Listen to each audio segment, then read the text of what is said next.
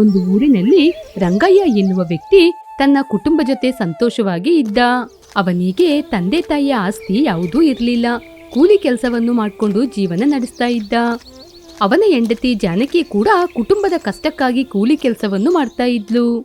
ಅವರ ಮಕ್ಕಳಾದ ಆನಂದ್ ಮತ್ತು ಕಸ್ತೂರಿ ತಂದೆ ತಾಯಿಯ ಮಾತನ್ನು ಕೇಳಿ ಚೆನ್ನಾಗಿ ಓದ್ತಾ ಇದ್ರು. ಹೀಗೆ ಅವರು ಬಡವರಾದ್ರೂ ಕೂಡ ಇರುವುದಲ್ಲಿ ಸಂತೋಷವಾಗಿ ಜೀವನ ನಡೆಸ್ತಾ ಇದ್ರು. ಜಾನಕಿಯಮ್ಮ ಯಾವಾಗ್ಲೂ ಮಕ್ಕಳಿಗೆ ದೈವ ಭಕ್ತಿಯನ್ನು ಹೇಳಿಕೊಡ್ತಾ ಇದ್ಲು. ಹೀಗೆ ಅವರೆಲ್ಲರೂ ಸೇರಿ ಪ್ರತಿದಿನ ಪೂಜೆ ಮಾಡ್ತಿದ್ರು. ಕಷ್ಟ ಆದ್ರೂ ಸಂತೋಷವಾದ್ರೂ ಅವರೇ ನೋಡ್ಕೊಳ್ತಾರೆ ಅಂತ ಹೇಳ್ತಾ ಇದ್ಲು. ಒಂದು ದಿನ ರಂಗಯ್ಯ ಧಾನ್ಯಗಳನ್ನು ತನ್ನ ಎತ್ತಿನ ಗಾಡಿಯಲ್ಲಿ ತೆಗೆದುಕೊಂಡು ಹೋಗಿ ತನ್ನ ಮನೆಯ ಮುಂದೆ ಇಟ್ಟ. ರೀ, ಈ ಧಾನ್ಯಗಳಿಂದ ಮೊದಲು ವೆಂಕಟೇಶ್ವರ ಸ್ವಾಮಿಗೆ ನೈವೇದ್ಯವನ್ನು ಇಟ್ಟು ಆಮೇಲೆ ನಾವು ಇದನ್ನು ಉಪಯೋಗ ಮಾಡೋಣ ರೀ. ಹೌದು ಜಾನಕಿ, ಅವರು ಚೆನ್ನಾಗಿ ನಮ್ಮನ್ನ ನೋಡ್ಕೊಂಡಿರೋದ್ರಿಂದ ತಾನೇ ನಾವು ಸಂತೋಷವಾಗಿರೋದು. ಅವರಿಗೆ ಕೊಟ್ಮೇಲೆ ನಮಗೆ. ಹೀಗೆ ಅವರು ಆ ಧಾನ್ಯದಿಂದ ವೆಂಕಟೇಶ್ವರ ಸ್ವಾಮಿಗೆ ಪ್ರಸಾದವನ್ನು ಮಾಡಿ ನೈವೇದ್ಯವಾಗಿ ಇಟ್ರು. ಹೀಗೆ ಸ್ವಾಮಿಗೆ ಪ್ರಸಾದ ಮಾಡಿದ ನಂತರ ಉಳಿದ ಧಾನ್ಯದಿಂದ ಆಹಾರ ಮಾಡಿ ತಿಂತಾ ಇದ್ರು. ರೀ, ಸ್ವಾಮಿಯ ದಯೆಯಿಂದ ಈ ಸಲ ಒಳ್ಳೆ ಲಾಭ ಬಂದ್ರೆ ನಾವು ನಮ್ಮ ಮನೆಯನ್ನು ಸರಿಪಡಿಸ್ಬೇಕು ರೀ. ನೋಡ್ರಿ, ಮನೆ ಮೇಲೆ ಇರೋ ಅಂಚೆಲ್ಲ ಹೇಗೆ ಹಾಳಾಗಿದೆ ಅಂತ. ಮುಂದೆ ಬರುವುದು ಬೇಸಿಗೆ ಕಾಲ, ತುಂಬಾನೇ ಕಷ್ಟಪಡ್ಬೇಕಾಗುತ್ತೆ. ಮಳೆ ಕಾಲದಲ್ಲೂ ಕೂಡ ನಮಗೆ ತುಂಬಾನೇ ಕಷ್ಟ ಆಗುತ್ತೆ. ಹೌದು ಜಾನಕಿ, ಧಾನ್ಯವನ್ನು ಮಾರಿದ ಮೇಲೆ ಮುಂದೆ ಅದೇ ಕೆಲಸ ಮಾಡೋಣ. ಮಕ್ಕಳಿಗೆ ಬೇಸಿಗೆ ರಜೆ ಬಿಟ್ಟಿದಾರಲ್ವಾ, ನಾವೆಲ್ಲರೂ ಸೇರಿ ಮನೆ ಕೆಲಸ ಮಾಡೋಣ. ಆಯ್ತು ಅಪ್ಪ, ಮನೆಗೆ ಬೇಕಾಗಿರ ಕಲ್ಲು ಮಣ್ಣು ನಾನ್ ತಗೊಂಬರ್ತೀನಿ. ಮನೆ ಕಟ್ಟಿ ಆದ್ಮೇಲೆ ನಾನು ಗಿಡಗಳನ್ನು ನೆಡ್ತೀನಿ ಅಪ್ಪ. ಹೀಗೆ 2 ದಿನಗಳ ಬಳಿಕ ರಂಗಯ್ಯ ತಾನು ಬೆಳೆದಂತಹ ಧಾನ್ಯಗಳನ್ನು ರೈಸ್ ಮಿಲ್ನ ಯಜಮಾನನಿಗೆ ಕೊಟ್ಟ. ರಂಗಯ್ಯ, ನನಗೆ ಬರಬೇಕಾದ ಹಣ ಇನ್ನೂ ಬರಲಿಲ್ಲ. ಇವಾಗ ನಿನಗೆ ಕೊಡ್ಲಿಕ್ಕೆ ಕೂಡ ನನ್ನ ಜೊತೆ ಹಣ ಇಲ್ಲ. ನನಗೆ ಹಣ ಬರಲಿಕ್ಕೆ ಇನ್ನು 2 ದಿನ ಆಗ್ಬೋದು. ಮನೆನ ಸರಿ ಮಾಡ್ಬೇಕಯ್ಯ. ಧಾನ್ಯ ಮಾರಿದ ಹಣ ಬಂದ್ರೆ ಮನೆ ಕಟ್ಟುವ ಅಂತ ಯೋಚನೆ ಮಾಡಿದೆ. ಮನೆಯಲ್ಲಿ ಧಾನ್ಯವನ್ನು ಇಟ್ಟರೆ ಮಳೆ ಬಂದು ಧಾನ್ಯ ಹಾಳಾಗುತ್ತೆ ಅಂತ ಭಯ. ನೀನು ಹೇಳಿದ್ದು ನಿಜಾನೇ ರಂಗಯ್ಯ. ಹಾಗಾದ್ರೆ ಒಂದು ಕೆಲಸ ಮಾಡೋಣ, ನಿನ್ನ ಧಾನ್ಯಗಳನ್ನು ಇಲ್ಲೇ ಇಟ್ಟೋಗು. ಈ ಕಡೆ ಧಾನ್ಯಕ್ಕೆ ಬೆಲೆ ಜಾಸ್ತಿ ಆದರೆ ನಿನಗೆ ಕೊಡಬೇಕಾದ ಹಣ ನಾನು ಕೊಡ್ತೀನಿ. ಬೆಲೆ ಜಾಸ್ತಿ ಆದರೂ ಕಡಿಮೆ ಆದರೂ ಇಲ್ಲೇ ಇರಲಿ. ಆಯ್ತು ಅಯ್ಯ, ನಿಮ್ಮ ಮೇಲೆ ನಂಬಿಕೆ ಇರೋದ್ರಿಂದ ಇಲ್ಲೇ ನಿಮ್ಮ ಜೊತೆ ಕೊಟ್ಟೋಗ್ತೀನಿ. ರಂಗಯ್ಯ ತಾನು ಬೆಳೆದಂತಹ ಧಾನ್ಯಗಳನ್ನು ರೈಸ್ ಮಿಲ್ ಮಾಲೀಕನಿಗೆ ಕೊಟ್ಟು ಚೀಟಿಯನ್ನು ತೆಗೆದುಕೊಂಡು ಬಂದ. ಹಣ ತಗೋಬಂದ್ರಾ? ನಾವು ಮನೆ ಕೆಲಸ ಮಾಡ್ಬೋದಾ ರೀ? ಇಲ್ಲ ಜಾನಕಿ, ಮಿಲ್ಲು ಯಜಮಾನ ಹಣವನ್ನು ಕೊಟ್ಟಿಲ್ಲ. ಇವಾಗ ಯಜಮಾನ ಹತ್ರ ಹಣ ಇಲ್ವಂತೆ. ಇಲ್ಲಿ ನೋಡು, ಚೀಟಿ ಕೊಟ್ಟು ಕಳಿಸಿದ್ದಾರೆ. ಸ್ವಲ್ಪ ದಿನ ಬಿಟ್ಟು ಹೋಗಿ ಚೀಟಿಯನ್ನು ಕೊಟ್ರೆ ನಮಗೆ ಹಣ ಕೊಡ್ತಾರೆ. ಹಾಗಾದ್ರೆ ಅದುವರೆಗೂ ಈ ಮನೆಯಲ್ಲಿ ಹೇಗೆ ರೀ ಇರೋದು? ಬಿಸಿಲು ನೋಡಿದ್ರೆ ಭಯ ಆಗ್ತಿದೆ. ಬಿಸಿಲಲ್ಲಿ ಮನೇಲಿ ಇರೋದು ತುಂಬಾ ಕಷ್ಟ ರೀ. ಹೀಗೆ ರಂಗಯ್ಯ ಮತ್ತು ಜಾನಕಿಯಮ್ಮ ಚಿಂತೆ ಮಾಡ್ತಾ ಇದ್ರು. ಹೀಗೆ ಸ್ವಲ್ಪ ದಿನಗಳು ಕಳೆಯಿತು. ಬಿಸಿಲು ಕೂಡ ಜಾಸ್ತಿ ಆಯಿತು. ಮನೆ ಅಂಚೆಲ್ಲ ಬಿದ್ದೋದ ಕಾರಣ, ಮನೆಯೊಳಗೆ ಬಿಸಿಲು ಹೊಡಿತಾ ಇರುವ ಕಾರಣ ಮಕ್ಕಳಲ್ಲೂ ಅನಾರೋಗ್ಯ ಏರ್ಪಟ್ಟಿತು. ಅಮ್ಮ, ಮನೆ ಒಳಗೆ ಇರ್ಲಿಕ್ಕೇನೆ ಆಗ್ತಾ ಇಲ್ಲ. ನೋಡು, ಬಿಸಿಲು ಮನೆ ಒಳಗೆ ಬರ್ತಾ ಇದೆ. ಹೌದಮ್ಮ, ಈ ಬಿಸಿಲಿನಿಂದ ತಲೆನೋವು ಕೂಡ ಜಾಸ್ತಿ ಆಗ್ತಿದೆ. ಒಂದು ಕೆಲಸ ಮಾಡೋಣ ಅಮ್ಮ, ಬಿಸಿಲು ಕಡಿಮೆ ಆಗುವ ತನಕ ಅಜ್ಜಿ ಮನೇಲಿ ಇರೋಣ. ಹಾಗೆ ಅಲ್ಲಿ ಸ್ವಲ್ಪ ದಿನ ಸಂತೋಷವಾಗಿ ಇರ್ಬೋದು. ನನಗೆ ಗೊತ್ತಮ್ಮ, ಆದ್ರೆ ನಾವು ಬಡವರಾದ ಕಾರಣ ಯಾರೂ ಕೂಡ ನಮ್ಮನ್ನು ಮನೆಗೆ ಸೇರ್ಸಲ್ಲ. ಎಲ್ಲರಿಗೂ ಹಣನೇ ಬೇಕಾಗಿರೋದು. ಹಣ ಇದ್ರೆ ಮಾತ್ರ ಯಾರೂ ಕೂಡ ನಮ್ಮನ್ನ ಸೇರ್ಸೋದು. ನಮಗೆ ಇವಾಗ ವೆಂಕಟೇಶ್ವರ ಸ್ವಾಮಿಯೇ ದಿಕ್ಕು. ಹೀಗೆ ಜಾನಕಿಯಮ್ಮ ಮಕ್ಕಳಿಗೆ ಹೇಳಿದ್ಲು. ಮರುದಿನ ಕಸ್ತೂರಿ ಮತ್ತು ಆನಂದಿಗೆ ಜ್ವರ ಬಂದಿತ್ತು. ಮಕ್ಕಳಿಬ್ರಿಗೂ ಜ್ವರ ಬಂದಿದೆ ಕಣ್ರಿ, ನನಗೆ ತುಂಬಾ ಭಯ ಆಗ್ತಿದೆ. ಅವ್ರನ್ನ ಹಾಸ್ಪಿಟ್ಲಿಗೆ ಕರ್ಕೊಂಡೋಗ್ಬೇಕು. ಹೀಗೆ ರಂಗಯ್ಯ ಮತ್ತು ಜಾನಕಿ ಕಸ್ತೂರಿ ಮತ್ತು ಅರವಿಂದನ್ನು ಹಾಸ್ಪಿಟ್ಲಿಗೆ ಕರ್ಕೊಂಡು ಹೋದ್ರು. ಹಾಸ್ಪಿಟಲ್ನಲ್ಲಿ ಡಾಕ್ಟರ್, ಮಕ್ಕಳು ತುಂಬ ಸುಸ್ತಾಗಿದ್ದಾರೆ. ಅವರಿಗೆ ಜ್ವರ ಬಂದಿದೆ. ಅವರಿಗೆ ಬಿಸಿಲು ಆಗೋದಿಲ್ಲ. ಅದರಿಂದ ಸ್ವಲ್ಪ ದಿನ ತಂಪಾದ ಪ್ರದೇಶದಲ್ಲಿ ಇರಿ. ಹೀಗೆ ಡಾಕ್ಟರ್ ಹೇಳಿದಾಗ ರಂಗಯ್ಯ ಮತ್ತು ಜಾನಕಿ ಮಕ್ಕಳನ್ನು ಮನೆಗೆ ಕರ್ಕೊಂಡು ಬಂದ್ರು. ನೋಡಿದ್ರೀ, ಈ ಮನೆಯಲ್ಲಿ ಇದ್ದಿದ್ದಕ್ಕೇನೆ ಮಕ್ಕಳಿಗೆ ಜ್ವರ ಬಂದಿದ್ದು. ನಾವು ಕಷ್ಟಪಟ್ಟಿದ ಹಣ ನಮ್ಮ ಕೈಗೆ ಬಂದಿದ್ರೆ ಮಕ್ಕಳಿಗೂ ಕೂಡ ಈ ರೀತಿ ಪರಿಸ್ಥಿತಿ ಬರ್ತಾ ಇರಲಿಲ್ಲ. ಏನು ಮಾಡೋದು ಜಾನಕಿ, ನಾನು ಹಣಕ್ಕೋಸ್ಕರ ತುಂಬ ಪ್ರಯತ್ನ ಪಟ್ಟೆ. ಆ ಮಿಲ್ಲು ಓನರ್ ಕೂಡ ನನ್ನ ಹತ್ರ ಹಣ ಇಲ್ಲ ಅಂತ ವಾಪಸ್ ಕಳಿಸ್ದ. ಇವಾಗ ಏನು ಮಾಡಬೇಕು ಅಂತ ಅರ್ಥ ಆಗ್ತಾ ಇಲ್ಲ. ನಾನು ಇವಾಗ್ಲೇ ಹೋಗಿ ಪಕ್ಕದ ಮನೆ ಸುಜಾತನ್ ಜೊತೆ ಹಣವನ್ನು ಕೇಳಿ ಬರ್ತೀನಿ. ಆ ಹಣದಿಂದ ನಮ್ಮ ಮನೇನ ಸರಿ ಮಾಡಿದ್ರೆ ಅಷ್ಟೇ ಸಾಕು. ಹೀಗೆ ಜಾನಕಿಯಮ್ಮ ತನ್ನ ಸ್ನೇಹಿತಳಾದ ಸುಜಾತನ ಬಳಿಗೆ ಹೋದ್ಲು. ಸುಜಾತ ಅವಳ ಪಕ್ಕದ ಮನೆಯವಳು ಆಗಿದ್ಲು. ಏನ್ ಜಾನಕಿಯಮ್ಮ, ಇಲ್ಲಿಗೆ ಬಂದಿದೀಯಾ? ನೋಡಿದ್ರೆ ಏನೋ ಕಷ್ಟದಲ್ಲಿ ಇರುವ ಆಗಿದೆ. ಏನ್ ವಿಷಯ? ಸುಜಾತ, ನನ್ನ ಪರಿಸ್ಥಿತಿ ಸರಿ ಇಲ್ಲ. ನಿನಗೆ ಗೊತ್ತು ತಾನೇ ನನ್ನ ಮನೆ ಎಷ್ಟು ಕಷ್ಟದಲ್ಲಿ ಇದೆ ಅಂತ. ಇವತ್ತು ನಾಳೆ ಬೀಳುವ ಪರಿಸ್ಥಿತಿಯಲ್ಲಿದೆ. ಅದು ಮಾತ್ರ ಅಲ್ಲದೆ ಗೋಡೆ ಎಲ್ಲ ಬಿದ್ದೋದ ಕಾರಣ ಬಿಸಿಲು ಮನೆಯೊಳಗೇನೆ ಬೀಸ್ತಾ ಇದೆ. ಅದರಿಂದ ಮಕ್ಕಳ ಆರೋಗ್ಯ ಕೂಡ ಕೆಟ್ಟೋಗಿದೆ. ನನ್ನ ಮನೆನ ನಾನು ಸರಿಪಡಿಸ್ಬೇಕು. ಸ್ವಲ್ಪ ಹಣ ಇದ್ರೆ ನನಗೆ ಸಹಾಯ ಮಾಡ್ತೀಯಾ? ನಿನ್ನ ಪರಿಸ್ಥಿತಿ ನನಗೆ ಅರ್ಥ ಆಗ್ತದೆ ಜಾನಕಿಯಮ್ಮ, ಆದ್ರೆ ನಾನು ಏನ್ ಮಾಡೋದು? ನನ್ನ ಜೊತೆ ಹಣ ಇಲ್ಲ. ನಾನು ಕೂಡ ದಿನ ಕೂಲಿಗೆ ತಾನೇ ಹೋಗೋದು. ನನ್ನ ಜೊತೆ ಮಾತ್ರ ಅಷ್ಟೊಂದು ಹಣ ಎಲ್ಲಿಂದ ಬರುತ್ತೆ? ಹೀಗೆ ಯಾರೂ ಕೂಡ ಹಣವನ್ನು ಕೊಡದೇ ಇದ್ದ ಕಾರಣ ಜಾನಕಿಯಮ್ಮನಿಗೆ ತುಂಬಾನೇ ದುಃಖ ಆಯಿತು. ಹೀಗೆ ಆ ದಿನ ಆ ಕುಟುಂಬದಲ್ಲಿ ಇರುವವರು ಎಲ್ಲ ಶ್ರೀ ವೆಂಕಟೇಶ್ವರ ಸ್ವಾಮಿಯ ಫೋಟೋ ಮುಂದೆ ಕೂತ್ಕೊಂಡು ಹೀಗೆ ಮಾತಾಡ್ತಾ ಇದ್ರು. ಸ್ವಾಮಿ, ಎಷ್ಟೋ ದಿನಗಳಿಂದ ನಿಮ್ಮನ್ನು ನಾನು ಬೇಡ್ಕೊಳ್ತಾ ಇದ್ದೀನಿ. ಮಕ್ಕಳು ಕೂಡ ಅನಾರೋಗ್ಯದಲ್ಲಿದ್ದಾರೆ. ಮನೆ ಪರಿಸ್ಥಿತಿ ಕೂಡ ಸರಿ ಇಲ್ಲ. ಈ ಮನೆ ಸರಿ ಮಾಡೋದಿದ್ರೆ ನಾನು ಬದುಕೋದಿಲ್ಲ. ನೀವೇ ನನಗೆ ಸಹಾಯ ಮಾಡ್ಬೇಕು ಸ್ವಾಮಿ. ಹೀಗೆ ಕಣ್ಣೀರನ್ನು ಹಾಕಿಕೊಂಡು ಬೇಡ್ತಾ ಇದ್ದ ರಂಗಯ್ಯ. ಅವನ ಬೇಡಿಕೆಯನ್ನು ಈಡೇರಿಸಲು ಶ್ರೀ ವೆಂಕಟೇಶ್ವರ ಸ್ವಾಮಿ ಸ್ವತಃ ಅವನ ಮನೆ ಮುಂದೆ ಬಂದು ನಿಂತ್ರು. ಹೀಗೆ ವೆಂಕಟೇಶ್ವರ ಸ್ವಾಮಿ ರಂಗಯ್ಯನಿಗೂ ಅವನ ಕುಟುಂಬಕ್ಕೆ ಸಹಾಯ ಮಾಡಲು ಅವರ ಮನೆಗೆ ಬಂದ್ರು. ವೆಂಕಟೇಶ್ವರ ಸ್ವಾಮಿ ಅವನ ಮನೆ ಮುಂದೆ ಸ್ವಲ್ಪ ಹುಲ್ಲನ್ನು ಸೃಷ್ಟಿ ಮಾಡಿದ್ರು. ಹೀಗೆ ಆ ಹುಲ್ಲಿಗೆ ಶಕ್ತಿ ಬಂತು. ಆನಂತರ ಆ ಹುಲ್ಲು ತುಂಬಾನೇ ತಣ್ಣಗಾಯಿತು. ಆಗ ಶ್ರೀ ವೆಂಕಟೇಶ್ವರ ಸ್ವಾಮಿ ಸಾಧಾರಣ ಮನುಷ್ಯನ ಹಾಗೆ ರಂಗಯ್ಯನ ಮನೆಗೆ ಬಂದ್ರು. ಯಾರಯ್ಯ ನೀವು? ನಿಮಗೆ ಏನು ಬೇಕು? ನನ್ನ ಹೆಸರು ವೆಂಕಯ್ಯ. ನಿನ್ನ ಮನೆ ಏನೋ ಹಾಗೇ ಇದೆ, ಹಂಚೆಲ್ಲ ಬಿದ್ದೋಗಿ ಹಾಳಾಗಿದೆ. ಯಾಕೆ ಇನ್ನು ನೀನು ಸರಿ ಮಾಡಿಸ್ಲಿಲ್ಲ? ಈ ಮನೆನ ಸರಿ ಮಾಡ್ಬೇಕಾದ್ರೆ ದುಡ್ಡು ಬೇಕಲ್ವಾ? ಅದಕ್ಕೇನೆ ಹಣಕ್ಕೋಸ್ಕರ ಕಷ್ಟಪಡ್ತಾ ಇದ್ದೀವಿ. ಹಣ ಕೈಗೆ ಬರದೆ ಮನೆಯನ್ನು ಸರಿ ಮಾಡಲು ಆಗಲ್ಲ. ಅರೆ, ನಿಮ್ಮ ಮನೆ ಮುಂದೆ ಎಷ್ಟು ಚೆನ್ನಾಗಿರುವ ತೆಂಗಿನ ಗರಿಗಳಿದೆ. ಆ ಗರಿ ನೋಡ್ಲಿಕ್ಕೂ ತುಂಬಾ ಚೆನ್ನಾಗಿದೆ. ಇದರಲ್ಲಿ ನಿಮ್ಮ ಮನೆನ ಸರಿ ಮಾಡ್ಕೊಳ್ಳಿ. ಇದರಲ್ಲಿ ಮಾಡಿದ ಮನೆ ಯಾವತ್ತೂ ಹಾಳಾಗಲ್ಲ. ವೆಂಕಯ್ಯ ಹೇಳಿದ ತಕ್ಷಣ ರಂಗಯ್ಯ ಆ ಹುಲ್ಲನ್ನು ಕೈಯಲ್ಲಿ ಮುಟ್ಟಿದ. ಆ ಹುಲ್ಲು ತುಂಬಾನೇ ತಣ್ಣಗಾಗಿತ್ತು. ಇದನ್ನು ನೋಡಿ ವೆಂಕಯ್ಯ ಮತ್ತು ರಂಗಯ್ಯ ಆ ಮನೆಯ ಮೇಲೆ ಹುಲ್ಲನ್ನು ಹಾಕಿ ಮನೆಯನ್ನು ನಿರ್ಮಾಣ ಮಾಡಿದ್ರು. ಹೀಗೆ ಹುಲ್ಲಿನಿಂದಾನೇ ಮನೆಯನ್ನು ಕಟ್ಟಿದ್ರು. ಮಕ್ಕಳೇ, ಮನೆನ ತೆಂಗಿನ ಗರಿಗಳಿಂದ ಮಾಡಿರೋದು. ಇವಾಗ ಮನೆ ಒಳಗೋಗಿ ನೋಡಿ. ಹೀಗೆ ಮಕ್ಕಳು ಮನೆಯೊಳಗೆ ಬಂದು ನೋಡಿದಾಗ ಮನೆ ತುಂಬಾನೇ ತಂಪಾಗಿತ್ತು. ಮನೆ ತುಂಬಾನೇ ತಂಪಾಗಿದೆ. ಇಷ್ಟು ವರ್ಷ ಮನೆಯ ಮುಂದೆನೆ ಪರಿಹಾರ ಇದ್ರೂ ಕೂಡ ನಾವದನ್ನು ಸರಿಪಡಿಸಲು ಸಾಧ್ಯವಾಗಲಿಲ್ಲ. ಹಾಗಾದ್ರೆ ನಾನು ನನ್ನ ಮನೆಗೆ ಹೋಗ್ತೀನಿ. ನನ್ನ ಹೆಂಡತಿ ನನಗೋಸ್ಕರ ಕಾಯ್ತಾ ಇರ್ತಾಳೆ. ಮೊದಲೇ ನನ್ನ ಹೆಂಡತಿ ಸ್ವಲ್ಪ ಕೋಪಗಾರ್ತಿ. ಹೀಗೆ ವೆಂಕಟೇಶ್ವರ ಸ್ವಾಮಿ ವೈಕುಂಠಕ್ಕೆ ಹೊರಟೋದ್ರು. ಹೀಗೆ ಆ ಕುಟುಂಬ ಎಲ್ಲ ವೆಂಕಟೇಶ್ವರ ಸ್ವಾಮಿಯ ಮುಂದೆ ಕೂತ್ಕೊಂಡು ಪೂಜೆಯನ್ನು ಮಾಡ್ತಾ ಇದ್ರು. ಅಮ್ಮ, ಇಲ್ ನೋಡಿ, ದೇವರ ವಿಗ್ರಹಕ್ಕೆ ಮಣ್ಣು ಅಂಟಿಕೊಂಡಿದೆ. ಈ ಮಣ್ಣು ಮತ್ತು ಹುಲ್ಲನ್ನು ನೋಡ್ತಾ ಇದ್ರೆ ಇಲ್ಲಿಗೆ ಬಂದು ನಮಗೆ ಸಹಾಯ ಮಾಡಿದ್ದು ಶ್ರೀ ವೆಂಕಟೇಶ್ವರ ಸ್ವಾಮಿನೇ ಆಗಿರ್ಬೇಕು. ಹೀಗೆ ಅವರೆಲ್ಲರೂ ವೆಂಕಟೇಶ್ವರ ಸ್ವಾಮಿಗೆ ಧನ್ಯವಾದವನ್ನು ಹೇಳಿದ್ರು. ಒಂದೂರಲ್ಲಿ ರಾಜೇಶ್ವರಿ ಅನ್ನುವ ಒಬ್ರು ಮಹಿಳೆ ಇದ್ರು. ಅವರ ಗಂಡನ ಹೆಸರು ರಾಘವಯ್ಯ. ಅವರಿಗೆ ಒಬ್ಬ ಮಗ ಇದ್ದ.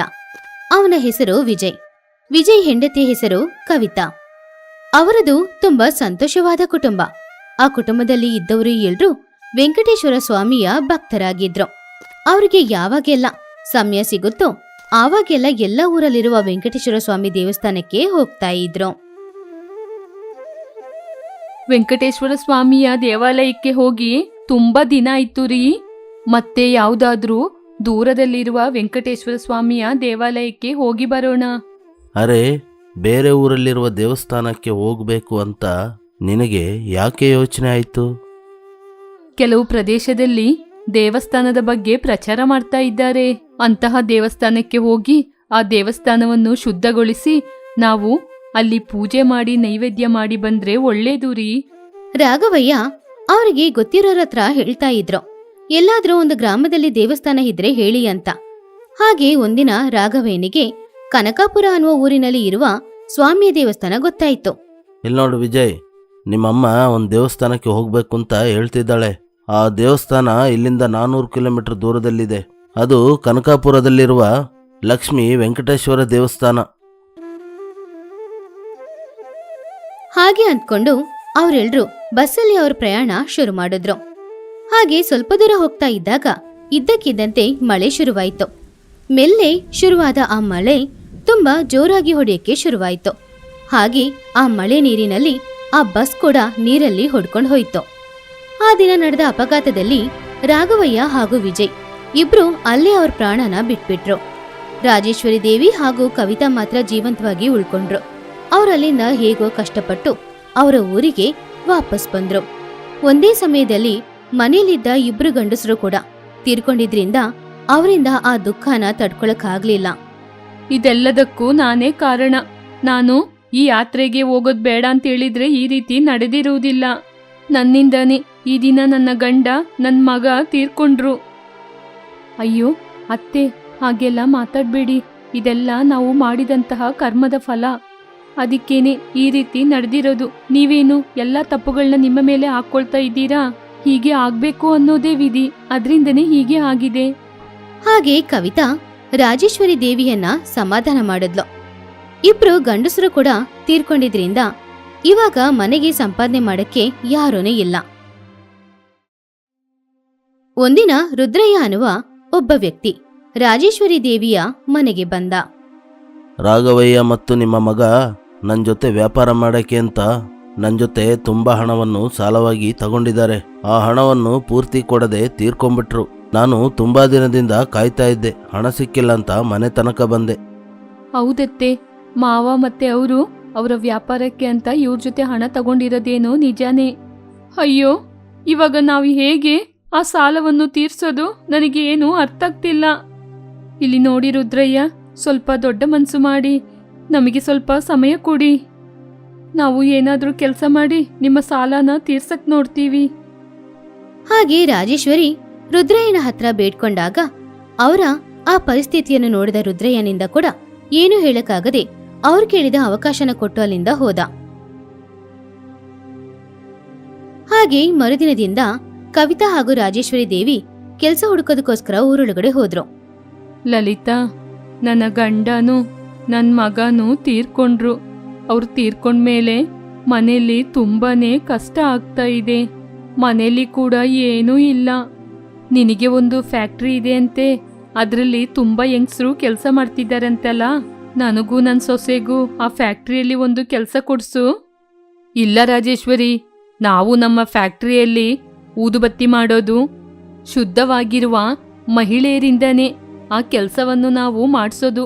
ನಿಜ ಹೇಳ್ಬೇಕಾದ್ರೆ ಅದು ಶುಭ ಕಾರ್ಯದ ಕೆಲಸ ಅಲ್ವಾ? ನೀನೂ ವಿಧವೆ, ಹಾಗೇನೇ ನಿನ್ನ ಸೊಸೆ ಕೂಡ ವಿಧವೆ. ನಿಮ್ಮಂಥವರಿಗೆ ನಮ್ಮ ಫ್ಯಾಕ್ಟ್ರಿಯಲ್ಲಿ ಹೇಗೆ ಕೆಲಸ ಕೊಡೋದು? ಅದರಿಂದ ನಿಮಗೆ ನನ್ನ ಫ್ಯಾಕ್ಟ್ರಿಯಲ್ಲಿ ಕೆಲಸ ಕೊಡಕ್ಕಾಗೋದಿಲ್ಲ. ಹಾಗಂತ ಹೇಳಿ ಲಲಿತಾ ಅಲ್ಲಿಂದ ಮನೆಯೊಳಗಡೆ ಹೋದ್ಲು. ಇವರು ಇನ್ನು ಯಾವ ಕಾಲದಲ್ಲಿ ಅತ್ತೆ ಬದುಕ್ತಾ ಇದ್ದಾರೆ? ನಮ್ಮಂತವರು ಮುಟ್ಟಿದ್ರೆ ದೇವರಿಗೆ ಮೈಲಿಗೆ ಆಗುತ್ತಾ? ಇನ್ನು ಎಷ್ಟೇ ವರ್ಷ ಕಳೆದ್ರೂ ನಮಗೆ ಇಲ್ಲಿ ಕೆಲಸ ಸಿಗದಿಲ್ಲತ್ತೆ. ಹಾಗೆ ಕವಿತಾ ರಾಜೇಶ್ವರಿ ದೇವಿ ಕೆಲ್ಸ ಹುಡುಕ್ತೆ ಇರುವ ಜಾಗ ಅಂತ ಒಂದಿಲ್ಲ. ಆದ್ರೆ ಯಾರು ಅವರಿಗೆ ಕೆಲ್ಸ ಕೊಡ್ಲೂ ಇಲ್ಲ. ಹೀಗಿರುವಾಗ ಕೆಲವು ದಿನಗಳ ನಂತರ ರುದ್ರಯ್ಯ ಪುನಃ ಅವ್ರ ಮನೆಗೆ ವಾಪಸ್ ಬಂದ. ಮತ್ತೆ ಮತ್ತೆ ನಿಮ್ಮ ಮನೆಗೆ ಬಂದು ಹಣ ಕೇಳಲಿಕ್ಕೆ ನನಗೂ ಬೇಜಾರಾಗ್ತಾ ಇದೆ. ನಿಜ ಹೇಳ್ಬೇಕಂದ್ರೆ ಇನ್ನು 1 ವಾರದಲ್ಲಿ ನನ್ನ ಮಗಳ ಮದುವೆ ಇದೆ. ಮಗಳ ಮದುವೆಗೆ ಎಷ್ಟು ಖರ್ಚಿರುತ್ತೆ ಅಂತ ನಿಮಗೆ ಗೊತ್ತಿದೆ ತಾನೇ? ದಯವಿಟ್ಟು ನನ್ನ ಹಣವನ್ನು ನನಗೆ ಕೊಡಿ. ಹಾಗೆ ರುದ್ರಯ್ಯ ಕೇಳಿದಾಗ ರಾಜೇಶ್ವರಿ ದೇವಿಗೆ ಒಂದು ಆಲೋಚನೆ ಬಂತು. ನಿಮಗೆ ಕಷ್ಟ ಕೊಡ್ಬೇಕು ಅನ್ನೋದು ನಮ್ಮ ಅಭಿಪ್ರಾಯ ಅಲ್ಲಯ್ಯ. ಆದ್ರೆ ನಮಗೆ ಯಾರೂ ಕೂಡ ಕೆಲಸನ ಕೊಡ್ತಾನೇ ಇಲ್ಲ. ಇವಾಗ ನಮಗೆ ಇರೋದು ಒಂದೇ ಒಂದು ದಾರಿ. ಈ ಮನೆನ ನಾವು ಮಾರ್ಬೇಕು ಅಂತ ಇದ್ದೀವಿ. ಹಾಗೆ ಬಂದ ಹಣದಲ್ಲಿ ನಿಮ್ಮ ಸಾಲನ ತೀರಿಸ್ತೀವಿ. ಅಯ್ಯೋ ಅತ್ತೆ, ಈ ಮನೆನ ಮಾರ್ಬಿಟ್ರೆ ಆಮೇಲೆ ನಾವು ಎಲ್ಲಿ ಇರೋದು? ಇರುವಂತಹ ಒಂದು ಮನೆಯನ್ನು ಕೂಡ ಮಾರ್ಬಿಟ್ರೆ ಆಮೇಲೆ ಹೇಗತ್ತೆ? ಆದ್ರೆ ಇವಾಗ ನಮ್ಗೆ ಮರ್ಯಾದೆ ಅನ್ನೋದು ತುಂಬಾ ಮುಖ್ಯ ಕಣಮ್ಮ. ನಿಮ್ಮ ಮಾವನ್ಗೂ ಅದೇ ರೀತಿ ನನ್ನ ಮಗನಿಗೂ ಕೆಟ್ಟ ಹೆಸರು ಬರೋದು ನನ್ನಿಂದ ನೋಡಕ್ಕಾಗಲ್ಲ. ಹಾಗೆ ರಾಜೇಶ್ವರಿ ದೇವಿ ಆ ಮನೆನ ಮಾರ್ಬೇಕು ಅಂತ ನಿರ್ಧಾರ ಮಾಡಿದ್ರು. ಅವರು ಅನ್ಕೊಂಡ ಹಾಗೇನೆ ಆ ಮನೆನ ಮಾರಿ ಸಿಕ್ಕಿದ ಹಣದಲ್ಲಿ ಅವರು ಸಾಲನ ತೀರ್ಸಿದ್ರು. ಬಾಳೋದಕ್ಕೆ ಇದ್ದಿದ್ದು ಒಂದೇ ಒಂದ್ ಮನೆ, ಅದನ್ನ ಕಳ್ಕೊಂಡಿದ್ರಿಂದ ಇವಾಗ ಅವರು ಬೀದಿ ಪಾಲಾಗಿದ್ರು. ಪಾಪ ಅವರಿಬ್ರು ಹಾಗೆ ನಡ್ಕೊಂಡು ಆ ಊರಿನಲ್ಲಿದ್ದ ಒಂದು ಅಡವಿಗೆ ಹೋದ್ರು. ಬಿಸಿಲು ಆ ದಿನ ತುಂಬಾ ಜಾಸ್ತಿನೇ ಇತ್ತು. ಆದ್ರಿಂದ ರಾಜೇಶ್ವರಿ ದೇವಿ ಮೂಚೆ ಹೋಗಿ ಕೆಳಗಡೆ ಬಿದ್ಬಿಟ್ರು. ಅಯ್ಯೋ ಅತ್ತೆ, ಎದ್ದೊಳಿ ಅತ್ತೆ. ಎಲ್ಲಿ ಕೂಡ ಒಂದು ಗುಡಿಸಲು ಮನೆ ಕೂಡ ಕಾಣ್ತಾ ಇಲ್ವೇ? ಇಲ್ಲಿ ಸುತ್ತಮುತ್ತ ಎಲ್ಲಿ ಕೂಡ ಬಾವಿನೂ ಕಾಣ್ತಾ ಇಲ್ಲ. ಇವಾಗ ನಾನು ಎಲ್ಲಿಂದ ನೀರನ್ನಾದ್ರೂ ತರೋದು? ಹಾಗೆ ಆಲೋಚನೆ ಮಾಡ್ತಾ ಇದ್ದ ಕವಿತಾಳ ಹತ್ರ ಒಬ್ಬ ವ್ಯಕ್ತಿ ಮಡಿಕೆಯಲ್ಲಿ ಕುಡಿಯಕ್ಕೆ ನೀರ್ ತಗೊಂಡ್ ಬಂದ. ನನ್ನ ಹೆಸರು ವೆಂಕಯ್ಯ. ನೀರಿಗೋಸ್ಕರ ಹುಡ್ಕಾಡ್ತಾ ಇದ್ಯಾ? ತಗೋ, ಈ ನೀರನ್ನು ತಗೋ. ಹಾಗೆ ವೆಂಕಯ್ಯ ಕೊಟ್ಟ ನೀರನ್ನ ಕವಿತಾ ತನ್ನ ಅತ್ತೆಯ ಮುಖದ ಮೇಲೆ ಚೆಲ್ಲಿದ್ಲು. ಆವಾಗ ರಾಜೇಶ್ವರಿ ದೇವಿ ಕಣ್ಬಿಟ್ಟು ನೋಡಿದ್ರು. ನಿಮ್ಮ ಸಹಾಯವನ್ನು ನಾವು ಯಾವತ್ತೂ ಮರೆಯೋದಿಲ್ಲ. ಅದೆಲ್ಲ ಸರಿನೇ. ನಿಮ್ಮನ್ನು ನೋಡ್ಬೇಕಾದ್ರೆ ದೊಡ್ಡೋರ್ ಮನೆ ತರ ಕಾಣ್ತಾ ಇದ್ದೀರಾ. ಆದ್ರೆ ಏನೋ ದುಃಖದಲ್ಲಿರುವ ಹಾಗೆ ಕಾಣಿಸ್ತಾ ಇದೆ. ವಿಷಯ ಏನು ಅಂತ ಹೇಳಿ. ಹಾಗೆ ವೆಂಕಯ್ಯ ಕೇಳಿದಾಗ ಕವಿತಾ ರಾಜೇಶ್ವರಿ ದೇವಿ ನಡೆದ ಎಲ್ಲ ವಿಷಯನೂ ಹೇಳಿದ್ರು. ಇವಾಗ ನಿಮಗೊಂದು ಮನೆ ಬೇಕಾಗಿದೆ ಅಷ್ಟೇ ತಾನೇ? ನಾನೊಬ್ಬ ಮೇಸ್ತ್ರಿ. ನನ್ನತ್ರ ತುಂಬಾ ಮಣ್ಣಿದೆ. ನೀವು ಕೂಡ ನನಗೆ ಸಹಾಯ ಮಾಡೋದಾದ್ರೆ ಹೇಳಿ. ನಾವು 3 ಜನ ಸೇರಿ ಒಂದು ಮಣ್ಣಿನ ಮನೆಯನ್ನು ಕಟ್ಟೋಣ. ಹಾಗೆ ಅತ್ತೆ ಸೊಸೆ ಇಬ್ರು ಒಪ್ಕೊಂಡಿದ್ರಿಂದ ವೆಂಕಯ್ಯ ಅವನ ಮನೆ ಹತ್ರದಿಂದ ಸ್ವಲ್ಪ ಮಣ್ಣನ್ನ ಆ ಜಾಗಕ್ಕೆ ತಗೊಂಡ್ ಬಂದ. ಆಮೇಲೆ ಆ ಮಣ್ಣಿನ ಜೊತೆ ಸ್ವಲ್ಪ ಸಗಣಿನೂ ಬೆರೆಸಿ ಅವನು ಕೆಸರಾಗಿ ತಯಾರು ಮಾಡಿ ಆ ಮಣ್ಣಿಂದ ಮನೆ ಕಟ್ಟಕ್ಕೆ ಶುರು ಮಾಡ್ದ. ಹಾಗೆ 2 ದಿನಗಳಲ್ಲಿ ಒಂದು ಅಂದವಾದ ಮಣ್ಣಿನ ಮನೆಯನ್ನ ನಿರ್ಮಾಣ ಮಾಡ್ದ. ನಿಮ್ಮ ಕಥೆಯನ್ನು ಕೇಳಿ ನನಗೆ ಅರ್ಥವಾಗಿದ್ದು ಏನು ಅಂದರೆ, ನೀವೀ ರೀತಿ ಕಷ್ಟಕ್ಕೆ ಬರುವುದಕ್ಕೆ ಕಾರಣ ಆ ವೆಂಕಟೇಶ್ವರ ಸ್ವಾಮಿನೇ. ನೀವು ಮಾತ್ರ ಆ ದರ್ಶನಕ್ಕೆ ಹೋಗದಿದ್ದಿದ್ರೆ ನಿಮಗೆ ಆ ಕೆಟ್ಟದು ನಡೀತಾನೇ ಇರಲಿಲ್ಲ. ನಿನಗೆ ಸ್ವಲ್ಪ ಆದ್ರೂ ಬುದ್ಧಿ ಇದೆಯಾ? ಯಾಕೆ ಹೀಗೆ ಮಾತಾಡ್ತಿದ್ದೀಯಾ? ವೆಂಕಟೇಶ್ವರ ಸ್ವಾಮಿ ಅಂದ್ರೆ ನನಗೆ ತುಂಬಾನೇ ಭಕ್ತಿ. ನಿನ್ನಂತವನು ಕಟ್ಟಿರುವ ಮನೆಯಲ್ಲಿ ನಾವು ಇರೋದೇ ಇಲ್ಲ. ಹಾಗಂತ ಹೇಳಿ ರಾಜೇಶ್ವರಿ ದೇವಿ ಕವಿತಾನ ಕರ್ಕೊಂಡು ಅಲ್ಲಿಂದ ಹೋಗುವಾಗ ವೆಂಕಯ್ಯನ ರೂಪದಲ್ಲಿದ್ದ ಆ ವ್ಯಕ್ತಿ ವೆಂಕಟೇಶ್ವರ ಸ್ವಾಮಿಯಾಗಿ ಬದಲಾದ್ರು. ನಿಮ್ಮ ಭಕ್ತಿಗೆ ನಾನು ಮೆಚ್ಚಿದ್ದೇನೆ. ತುಂಬಾ ಜನರು ಅವರ ತಪ್ಪನ್ನು ದೇವರ ಮೇಲೆ ಹಾಕುತ್ತಾರೆ. ನೀವು ಕೂಡ ಹಾಗೇ ಮಾಡ್ತೀರಾ ಅಂತ ನಿಮ್ಮನ್ನು ಪರೀಕ್ಷೆ ಮಾಡಿದೆ. ಆದರೆ ನಿಮ್ಮ ಮನಸ್ಸು ತುಂಬಾ ಶುದ್ಧವಾಗಿದೆ. ಹಾಗೆ ವೆಂಕಟೇಶ್ವರ ಸ್ವಾಮಿ ಅವರಿಗೋಸ್ಕರ ಸ್ವಲ್ಪ ಚಿನ್ನವನ್ನ ದಾನ ಮಾಡಿ ಆಮೇಲೆ ಅಲ್ಲಿಂದ ಮಾಯವಾದ್ರು. ವೆಂಕಟೇಶ್ವರ ಸ್ವಾಮಿ ಅವರಿಗೋಸ್ಕರ ನಿರ್ಮಾಣ ಮಾಡಿಕೊಟ್ಟ ಆ ಮಣ್ಣಿನ ಮನೆಯಲ್ಲಿ ಅತ್ತೆ ಸೊಸೆ ಇಬ್ರು ಸಂತೋಷವಾಗಿ ಬಾಳುತ್ತಾ ಆ ಚಿನ್ನನ ಮಾರಿ ಅದ್ರಲ್ಲಿ ಒಂದು ವ್ಯಾಪಾರ ಶುರು ಮಾಡಿ ಜೀವನಾನ ಸಾಗಿಸ್ತಿದ್ರು.